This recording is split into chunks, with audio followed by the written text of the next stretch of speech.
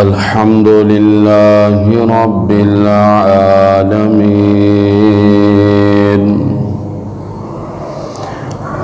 والعاقبة للمتقين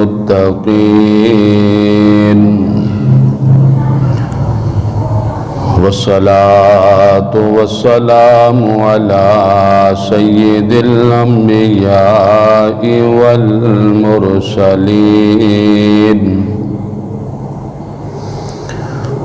وعلى آله وصحابه أجمعين أما بعد فأعوذ بالله من الشيطان الرجيم بسم الله الرحمن الرحيم وَلِلَّهِ عَلَى النَّاسِ حِجُّ الْبَيْتِ مَنِ اسْتَطَاعَ إِلَيْهِ سَبِيلًا۔ ہر قسم کی حمد و ثنا اللہ رب العالمین کے لیے جو اس کائنات کا خالق ہے، مالک ہے، ہر چیز پر قادر ہے۔ بے شمار انگنت درود و سلام امام الانبیاء، خطیب الانبیاء، حبیب کبریا، پیکر حسن و جمال، صاحب شرف و کمال، امام کائنات حضرت محمد الرسول اللہ صلی اللہ علیہ وسلم کی ذات گرامی پر قرآن مجید فرقان حمید کی ایک آیت کریمہ آپ حضرات کے سامنے تلاوت کی ہے۔ اللہ جل شانہ سے دعا ہے کہ اللہ کریم اس کا مفہوم حق اور سچ بیان کرنے کی توفیق عطا فرمائے۔ سننے اور سنانے کے بعد اللہ کریم ہم سب کو اس پر عمل کرنے کی توفیق عطا فرمائے۔ یہ حج کے ایام ہیں۔ اسلام کے بنیادی 5 رکن ہیں۔ صحیح بخاری میں یہ حدیث موجود ہے۔ حضرت عبداللہ بن عمر اس حدیث کے راوی ہیں۔ پیارے آقا علیہ الصلوۃ والسلام کے مبارک الفاظ ہیں: بنی الاسلام علی 5 شہادت اللہ الہ الا اللہ وان محمدا عبدہ ورسولہ واقام الصلاۃ وایتاء الزکاۃ والحج وصوم رمضان۔ فرمایا اسلام کی بنیاد 5 چیزوں پر ہے۔ انسان کی زندگی کا اگر کوئی مقدس ترین سفر ہو سکتا ہے تو وہ حج اور عمرے کا سفر ہے۔ اس سے خوبصورت سفر کوئی نہیں ہو سکتا۔ مکہ المکرمہ جلال خداوندی سے معمور، مدینہ الرسول جمال محمدی سے معمور، جس سے ہر انسان محبت کرتا ہے، بلکہ ایک مسلمان کی نشانی ہے ان دونوں شہروں کے ساتھ محبت رکھنا۔ مؤذن جب اذان دیتا ہے تو وہ اذان پیارے نبی علیہ الصلوۃ والسلام کی یاد کو تازہ کرتی ہے، اور جب نماز قائم کرتے ہیں، قبلہ رخ اپنا چہرہ کرتے ہیں تو اللہ کے گھر کی یاد تازہ کرتی ہیں۔ تو یہ بہت ہی مبارک سفر ہے۔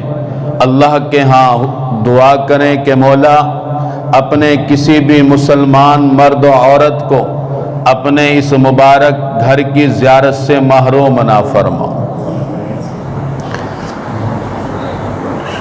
بہت بڑی نیکی ہے بیت اللہ کا حج کرنا۔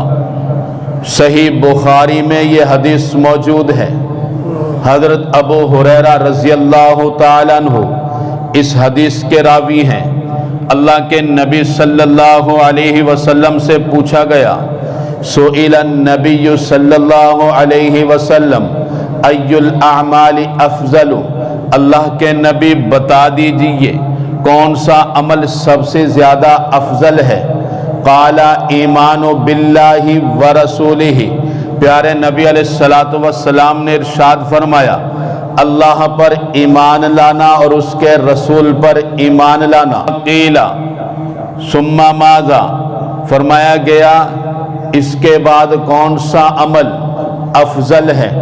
اللہ کے نبی صلی اللہ علیہ وسلم نے ارشاد فرمایا جہاد فی سبیل اللہ، دوسرے نمبر پر اللہ کی راہ میں جہاد کرنا، اعلاء کلمت اللہ کے لیے، اسلام اور مسلمانوں کی عزت کی حفاظت کے لیے اللہ کی راہ میں جہاد کرنا۔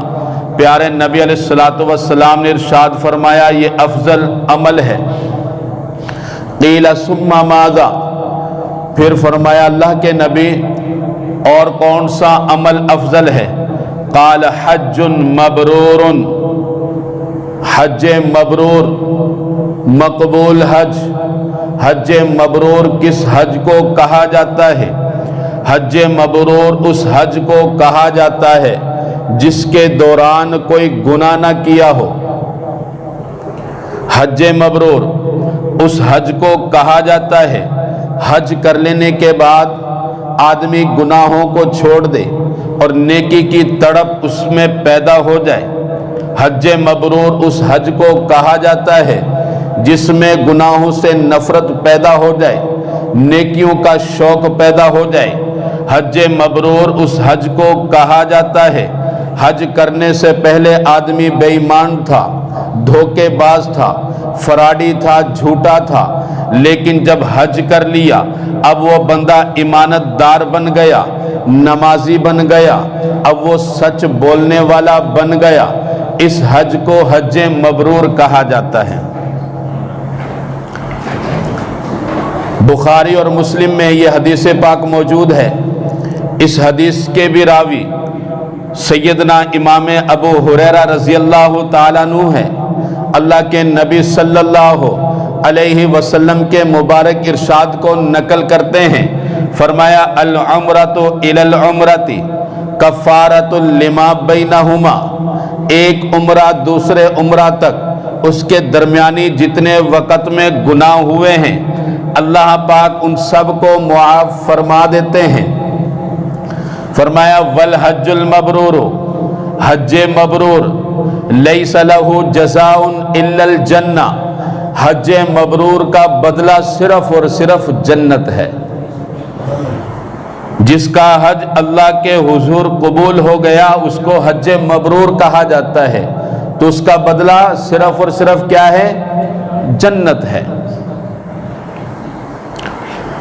نبی رحمت صلی اللہ علیہ وسلم نے ارشاد فرمایا حج کرو، عمرہ کرو، یہ اتنے مبارک عمل ہیں اللہ پاک اس کے ذریعے سے گناہوں کو بھی معاف فرما دیتے ہیں۔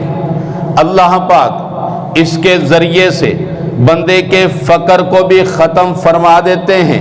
پیارے نبی علیہ الصلوۃ والسلام کا مبارک ارشاد ہے، فرمایا تابعو بین العمرۃ حج، حج اور عمرہ اکٹھا کرو، فإنہما ینفیان الفقر والذنوب، یہ حج اور عمرہ اتنی بہترین عبادت ہے اللہ پاک اس کے ذریعے سے گناہوں کو بھی معاف فرما دیتے ہیں اور غریب کو مالدار کر دیتے ہیں، غریب کو مالدار کر دیتے ہیں۔ فرمایا کما ینکل کیر خبث الحدید والذهب والفضة وليس للحجۃ المبرورۃ ثواب الا الجنہ، اور حج مبرور وہ حج جو اللہ کے ہاں قبول ہو گیا اس کا بدلہ صرف اور صرف جنت ہے۔ حج اور عمرہ اکٹھا کرو، یہ دونوں گناہ کو بھی معاف کرتے ہیں اور غریب کو مالدار کر دیتے ہیں، اور یہ انسان سے گناہوں کے میل کچیل کو اس طرح دور کر دیتے ہیں جس طرح لوہے سے زنگ کو دور کیا جاتا ہے، سونا چاندی سے زنگ کو دور کیا جاتا ہے۔ اور حج مبرور اتنا مبارک عظیم عمل ہے اللہ پاک نے اس کی جزا صرف اور صرف جنت رکھی ہے، اس سے بڑھ کر اور کیا ثواب ہوگا؟ تو پیارے نبی علیہ الصلوۃ والسلام نے ارشاد فرمایا حج اور عمرہ جو ہے یہ گناہوں کو ختم کر دیتا ہے، گناہوں کو مٹا دیتا ہے۔ ابن شماسہ، مسلم شریف کی ایک حدیث سناتا ہوں پھر بات ختم کرتا ہوں۔ ابن شماسہ فرماتے ہیں ہم حضرت عمر بن عاص کے پاس گئے، وہ قریب المرگ تھے، مرنے والے تھے۔ تو جب ہم ان کے پاس پہنچے وہ دیکھ کر رونے لگے، اور رو کر پھر انہوں نے اپنا چہرہ دیوار کی طرف کر لیا۔ تو اس کے بیٹے نے کچھ باتیں ان سے پوچھی، پھر حضرت عمر بن عاص فرماتے ہیں اپنے اسلام لانے کا واقعہ، فرمایا جب اللہ پاک نے ایمان کی روشنی میرے دل میں پیدا کر دی تو نبی رحمت صلی اللہ علیہ وسلم کی خدمت میں حاضر ہوا۔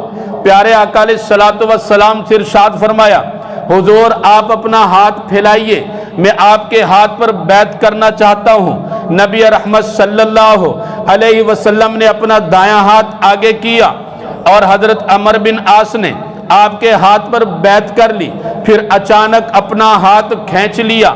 نبی رحمت صلی اللہ علیہ وسلم نے پوچھا یہ کیا ماجرا، یہ کس وجہ سے ہاتھ کھینچ لیا؟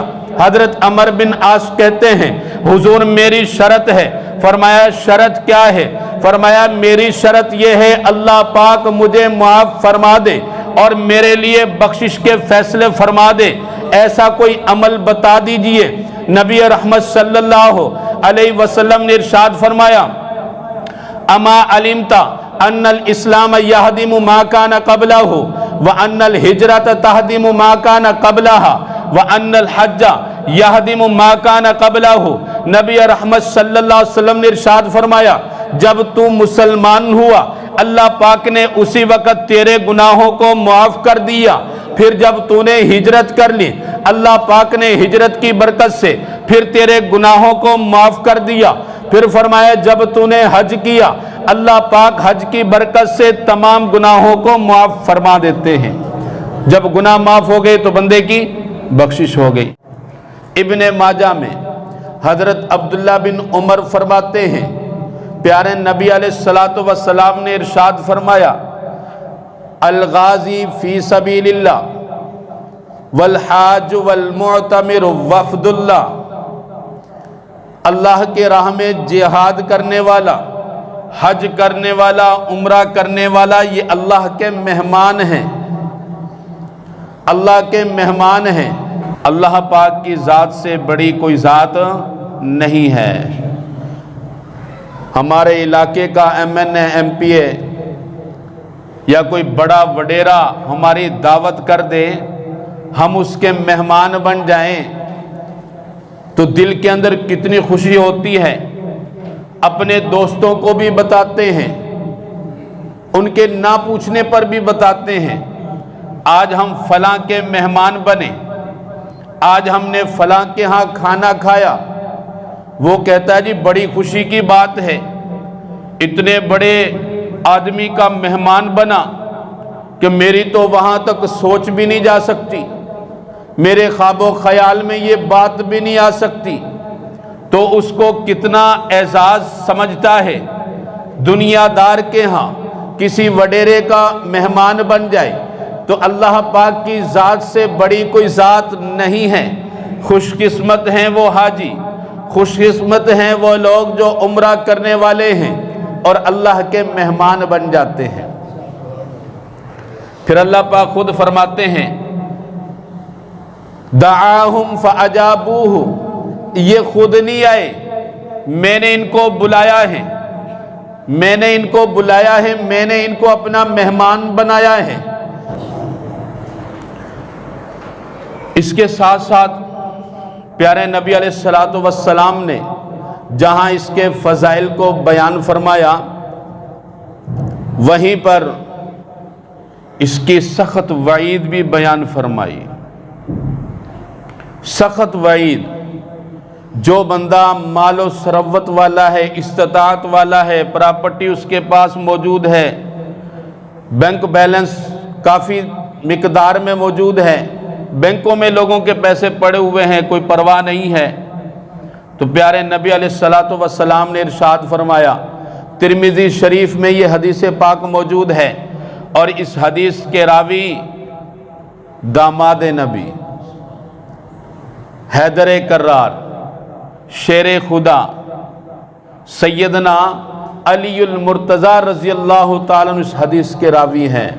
فرمایا آقا کریم نے ارشاد فرمایا من ملک زادن و راحلتن، جو بندہ طاقت رکھتا ہے، اس کے پاس مال موجود ہے، سواری موجود ہے، تبلغہ الی بیت اللہ، اس کے ذریعے سے اللہ کے گھر تک پہنچ سکتا ہے، فلم یحج، اس کے باوجود وہ بندہ حج نہیں کر رہا، فلا علیہ ان یموت یہودیا او نصرانیا، اللہ کے نبی صلی اللہ علیہ وسلم ارشاد فرما رہے ہیں، اس امت کے عظیم اور شفیق نبی فرما رہے ہیں مجھے اس کی کوئی پرواہ نہیں ہے، جو بندہ طاقت بھی رکھتا ہو، سواری بھی اس کے پاس موجود ہو، اس کے پاس پیسے بھی موجود ہوں، اس کے بعد وہ میرا گھر کا حج نہیں کرتا، میرے گھر کی زیارت کا شوق اس میں پیدا نہیں ہے، تو اللہ کے نبی صلی اللہ علیہ وسلم نے ارشاد فرمایا فلا علیہ ان یموت یہودیا و نصرانیا، مجھے کوئی پرواہ نہیں ہے اس شخص کی، چاہے وہ یہودی ہو کر مر جائے، چاہے نصرانی ہو کر مر جائے۔ مولا علی پھر فرماتے ہیں ذالک انہ یقول فی کتابہ، اسی طرح فرمایا اللہ تعالیٰ نے خود اپنی روشن کتاب میں اعلان فرمایا وَلِلَّهِ عَلَى النَّاسِ حِجُّ الْبَيْتِ مَنِ اسْتَطَاعَ إِلَيْهِ سَبِيلًا، اللہ کے واسطے لوگوں کے ذمہ فرض ہے اللہ کے گھر کا حج کریں جو اس کی طاقت رکھے۔ تو حج کرنا یہ کوئی نفلی عبادت نہیں ہے، یہ رکن ہے اسلام کے 5 رکن، ان میں سے یہ چوتھا رکن ہے۔ جس طرح نماز فرض ہے، زکوٰۃ فرض ہے، اسی طرح حج بھی فرض ہے، اس کی فکر کرنی چاہیے۔ بہت ہی زیادہ لاپرواہی ہے، اور اگر کرنا بھی چاہیں، اور یہ اصل بات ہے سعادت کی، قبولیت کی، بڑے بڑے امیر لوگ جو ہیں حج بیت اللہ سے محروم ہیں، کس چیز کی کمی ہے؟ سب کچھ اللہ پاک نے ان کو دیا ہے، کروڑوں کی جائیداد ان کے پاس موجود ہے، کروڑوں کی پراپرٹی ان کے پاس موجود ہے، لیکن اللہ پاک کی طرف سے ابھی بلاوا نہیں آیا، اور بلاوا بھی تب ہی آئے گا جب انسان کے اپنے دل کے اندر تڑپ ہو۔ آوازیں نہیں آئیں گی، جب بندے کے دل کے اندر تڑپ ہو کہ مولا میرے دل میں شوق ہے میں آپ کے گھر کا طواف کروں، میرے دل میں شوق ہے آپ کے پیارے نبی کے شہر کی زیارت کروں، روضہ رسول پر حاضری دوں، روضہ رسول پر کھڑا ہو کر درود و سلام پیش کروں۔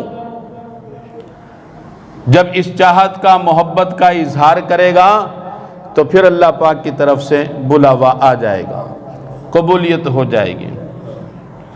9 ہجری میں حج فرض ہوا، کتنی ہجری میں؟ 9 ہجری میں۔ 10 سال تک پیارے نبی علیہ السلام اللہ کے حضور ہاتھ اٹھا کر آسمان کی طرف دیکھ دیکھ کر یہ دعا کرتے رہے، اللہ جی میرے لیے کب بلاوا آئے گا کہ میں آپ کے گھر کا طواف کروں، جہاں تمام انبیاء علیہ السلام ٹھہرے، وہاں اپنا قیمتی وقت گزارا، اللہ جی میں بھی چاہتا ہوں آپ کے گھر کی زیارت کروں، حج بیت اللہ کروں۔ 10 سال تک پھر اللہ کی طرف سے بلاوا آیا۔ 26 ذی قعدہ نبی رحمت صلی اللہ علیہ وسلم نے اعلان کروا دیا کہ میرے صحابہ اعلان کروا دو میں حج پر جا رہا ہوں۔ اب پروانے دیوانے جن کے دلوں میں تھوڑی سی بھی ایمان کی شمع روشن تھی، تھوڑی سی بھی، اس کے دل میں شوق پیدا ہوا اللہ کے نبی صلی اللہ علیہ وسلم کے ساتھ حج کیا جائے۔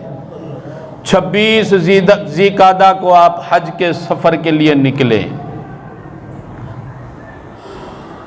ذوالحلیفہ یہ مقام ہے، وہاں جب پہنچے، وہاں پہنچنے تک 1,00,000 کا مجمع اکٹھا ہو گیا۔ سب نے اپنی کھیتی باڑی چھوڑ دی، کام کاج چھوڑ دیے کہ پیارے نبی علیہ السلام کے ساتھ اس مبارک سفر کا شاید پھر دوبارہ موقع ملے یا نہ ملے۔ کائنات میں کوئی بھی اتنی بڑی ہستی نہیں ہے جس ہستی کے ساتھ اتنا بڑا وفد، اتنا بڑا لشکر، 1,25,000 صحابہ کرام نے پیارے نبی علیہ السلام کے ساتھ اس مبارک سفر کا آغاز کیا، اور پھر 4 ذی الحجہ کو پیارے نبی علیہ السلام مسجد حرام میں پہنچ گئے اور حجر اسود سے اپنا حج کا آغاز کیا۔ حجر اسود یہ بہت ہی مبارک پتھر ہے۔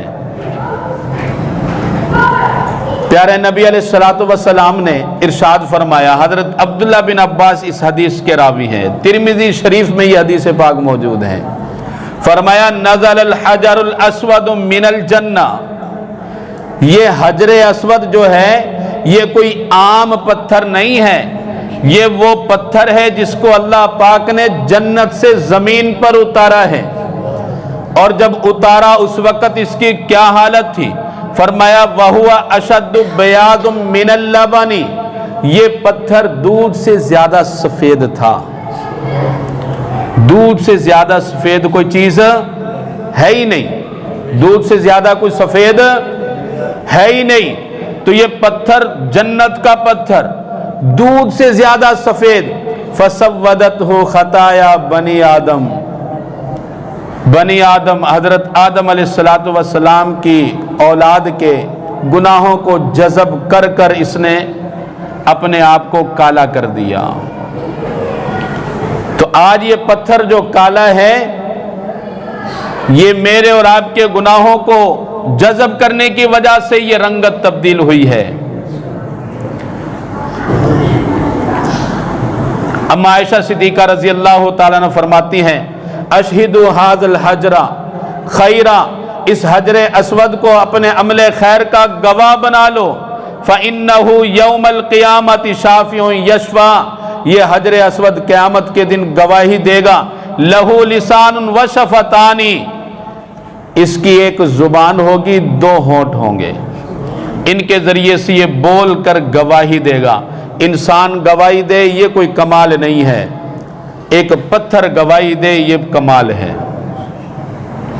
پھر پیارے نبی علیہ السلام نے ارشاد فرمایا، حج کر کر زمزم پیو۔ ابن ماجہ کی صحیح حدیث ہے، ماء زمزم لما شرب لہ، زمزم کا پانی جس مقصد کے لیے پیا جائے اس مقصد میں اللہ پاک کامیابی عطا فرما دیتے ہیں، جس مقصد کے لیے بھی۔ بیماری کے لیے پیو، اللہ شفا دیں گے۔ کن ذہن ہے حافظہ قوی کرنے کے لیے پیو، اللہ پاک حافظہ مضبوط کر دیں گے۔ کوئی جائز خواہشات اپنے دل کے اندر تھمائے ہوئے بیٹھا ہوا ہے، زمزم کا پانی پیو اور اس وقت دعا کرو، اللہ پاک اس کی دعا کو ضرور قبول فرمائیں گے۔ کینسر کے کتنے بڑے بڑے مرض ہیں، دل میں یقین ہو، ایمان ہو، یہ وہ پانی ہے جس سے اللہ کی کبریائی ظاہر ہوتی ہے۔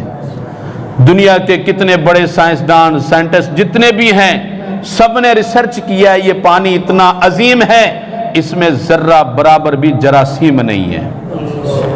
ATS کا پانی پیتے ہو بڑا مزہ آتا ہے جی، فیکٹری کا پانی، اور سمجھتے اس میں کوئی جراثیم نہیں ہے۔ انسان کی صحت خراب ہوتی ہے پانی کے غلط استعمال کی وجہ سے۔ پانی صاف نہ ہو، پانی صاف ستھرا نہ ہو تو انسان کی طبیعت خراب ہو جاتی ہے، اندر کا نظام خراب ہو جاتا ہے۔ تو زمزم کا پانی ایسا ہے، اللہ پاک نے اس کو صاف اور شفاف رکھا ہے، جس سے خدا کی کبریائی ظاہر ہوتی ہے۔ پیارے نبی علیہ الصلوۃ والسلام نے 3 باتیں ارشاد فرمائی، انہا مبارکتن، ہمارا ایمان ہے۔ پیارے آقا علیہ الصلوۃ والسلام نے فرمایا یہ پانی برکتوں والا ہے۔ طعام طعمن، یہ پانی وہ واحد پانی ہے جس میں اللہ پاک نے غذائیت رکھی ہے۔ صحیح مسلم شریف میں واقعہ موجود ہے، ایک صحابی رسول کئی دن تک بیت اللہ کے سائے میں بیٹھے رہے، کھایا کچھ بھی نہیں، صرف زمزم کے پانی کے آسرا پر آپ رہے۔ ایک صحابی کا بچہ کمزور تھا، بالکل دبلا پتلا، جس کو ہمارے ہاں کہتے ہیں سوکڑے کا مریض۔ پیارے آقا علیہ الصلوۃ والسلام نے فرمایا اس کو زمزم کا پانی پلاؤ اور زمزم سے اپنا گھر بھر دو، مطلب کثیر مقدار میں اس کو پانی پلاؤ۔ جب پانی اس کو پلایا تو کچھ دن بعد دیکھا کہ وہ بچہ بڑا خوبصورت قد و قامت والا بن گیا۔ تو اس پانی میں اللہ پاک نے اپنی کبریائی رکھی ہے، اس میں شفا بھی رکھی ہے، اس میں برکت بھی رکھی ہے۔ جس مقصد کے لیے یہ پانی پیا جائے اللہ پاک اس مقصد میں ضرور کامیابی دیتے ہیں۔ پانی خوب پلائیں جتنا بھی، اس سے بڑھ کر کوئی حرم پاک کا تحفہ ہے ہی نہیں ہے۔ زائرین کعبہ سے اقبال یہ پوچھے، زائرین کعبہ سے اقبال یہ پوچھے کیا حرم کا تحفہ زمزم کے سوا کچھ بھی نہیں؟ زمزم کے سوا کوئی اور تحفہ وہاں ایسا ہے ہی نہیں۔ کتنی کثیر مقدار میں دنیا پانی پیتی ہے، لے کر جاتی ہے، لیکن اس پانی میں کوئی کمی نہیں آئی۔ یہاں کتنے بھی بڑے صاف ستھرے آپ بنا لیں پانی کا نظام، کائی پھر بھی لگ جاتی ہے، کائی پھر بھی لگ جاتی ہے، لیکن وہاں کے جتنے بھی لوگ ہیں وہ اس بات پر شاہد ہیں، اتنا پانی صاف شیشے کی طرح کہ نیچے ایک ذرہ بھی نظر آ جائے اور اس کی جو منڈیر بنی ہوئی ہے کائی نظر ہی نہیں آئے گی۔ صفائی کی بات نہیں، قدرت جو ہے اللہ کی کبریائی اس سے ظاہر ہوتی ہے۔ تو کوئی بیمار ہو، لا علاج مرض ہو، کینسر کا مرض ہو، خاص طور پہ پیٹ کا مرض، اس کے لیے تو یہ بہت ہی زیادہ مفید ہے۔ دعا ہے اللہ کریم سے جو کچھ کہا ہے سنا ہے، اللہ کریم اس پر عمل کرنے کی توفیق عطا فرمائے اور اپنے گھر کی زیارت کا شوق ہم سب کو نصیب فرمائے۔ وما علینا الا البلاغ المبین۔